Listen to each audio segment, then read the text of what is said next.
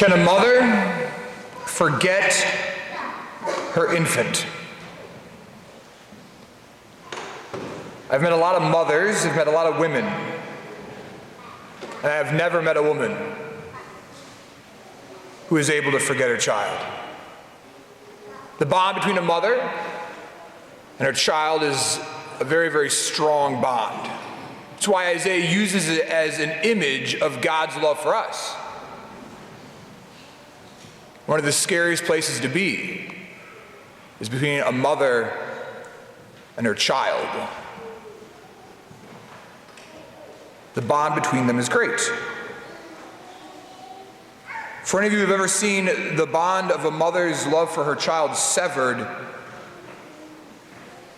the pain and the wound that they carry in their heart once again proves that this statement is true. For those of you who have experienced a miscarriage in your life, or the death of a young child, or the death of a teenager, or even if you're in your 60s or 70s and your child died in their 40s or 50s, the pain and the ache in the wound of a woman's heart is something deep. As Christians who proclaim the gospel of life, we know that this is true for women who even choose to terminate their child, who choose to kill their child in the womb through abortion. Post-abortion ministry is about trying to heal a woman's heart. God has created this tremendous bond, and God then gives us this image today. Can a woman forget her infant and be without tenderness for a child of her womb? And even if she should forget, I will never forget you. Not only do mothers and not only do fathers have a tremendous bond with their child in the physical realm, but is it not true that mothers and fathers also have a tremendous bond in what they give to their child spiritually? And when that bond is broken, is it not true that there is an ache in a parent's heart that's beyond imagining? For those of you who are parents who have a child who's walked away from the faith, is that not an ache in your heart that troubles you almost daily? For those of you who have a brother or a sister or a godchild or a niece or a nephew or a grandchild who's walked away from the faith, is it not true that that proves the fact that there is a bond? That when the gift of baptism, when the gift of faith is entrusted to someone and it's not there, that it causes a wound and an ache in our heart? I'd like to actually talk about that today. Talk about our brothers and our sisters who don't live the faith, who've walked away from the Lord. And it's good for us to have that longing. It's good. Because just as a mother can't forget an infant, parents and godparents should never forget the faith and the life given at baptism and through the sacraments of the church. So let's talk on four very simple aspects, four little things for you to ponder concerning those who have walked away and the ache that we have in our heart that they come back. Number one is this: if you've lost a son or a daughter or a godchild or a grandchild or a brother or a sister, just know that you're in really good company. And you're not alone. And you can't blame it all on yourself. Because turns out, God is their Father. And if we look throughout the whole entire biblical narrative, and if we look throughout the history of the world, a lot of God's children walk directly away from Him. Look at Jesus. How is Jesus' track record? One of his closest disciples commits suicide. Another one literally in front of him to his face denies who he is at the moment of his passion. Only 1 out of the 12 stay at the foot of the cross. So if your children have gone astray, know that the Lord knows your ache. He knows your pain. He knows that longing that you have, because his most sacred heart yearns and burns for them to come back. So not only are you in good company with the Lord, who is the best of all parents,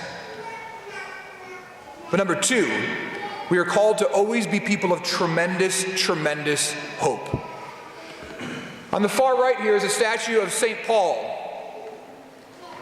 one of our campuses here at All Saints Parish is the St. Paul campus. Who is St. Paul? Well, St. Paul, of course, has the most writings in the New Testament. St. Paul, the great apostle, but who is St. Paul, my dear people? Acts of the Apostles, read it. St. Paul would go into people's homes by force, drag Christians out of their homes, and kill them. I don't know what your sons and daughters are doing, but it's probably not that bad. But even if it is, let's say your son and daughter are a member of ISIS. Let's say they behead Christians every single day. Is there hope for them? You better believe it. And we must never give up hope. Peter, as we mentioned already, denied our Lord 3 times. St. Augustine, the great pillar of our faith, had illegitimate children and prayed to God, saying, God, give me purity, give me chastity, just not yet. I don't know why your son or your daughter or your brother or your sister doesn't live the faith. Maybe they love the world too much. Maybe they love money too much. Maybe they love work too much.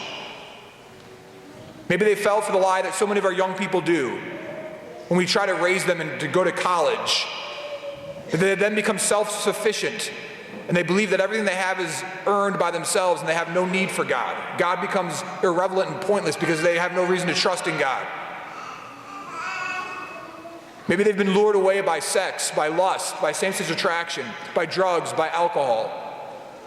Whatever it is not bigger than God. When Jesus tells a story about the camel passing through the eye of the needle, he's talking about whether people will be saved or not. And then he tells the story of the young rich man who walks away sad. And then the apostles, they gather Jesus aside, and they're like, Jesus, if this is what you're telling us, who can be saved? And Jesus says,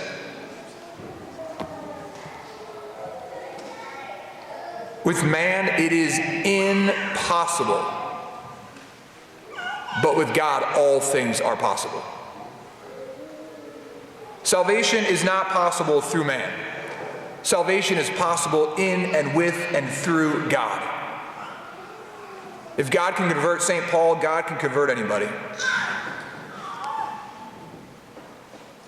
So we don't lose hope. Number 1, we're in good company. Number 2, we don't lose hope. Number 3, I've seen too many parents whose child abandons the faith, and then the parents begin to lose their faith. And that's the absolute wrong way to go. Or their parents become a nag who does nothing but constantly bring up the fact that their children don't go to church.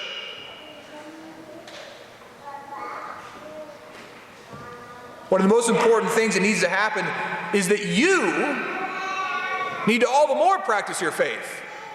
You all the more need to be a beacon of love and joy and charity and sacrifice and sacrament and devotion and prayer. For if all things are possible, they're possible in and with and through God and God alone.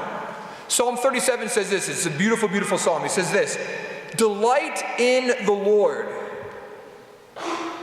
and he will give you your heart's desire.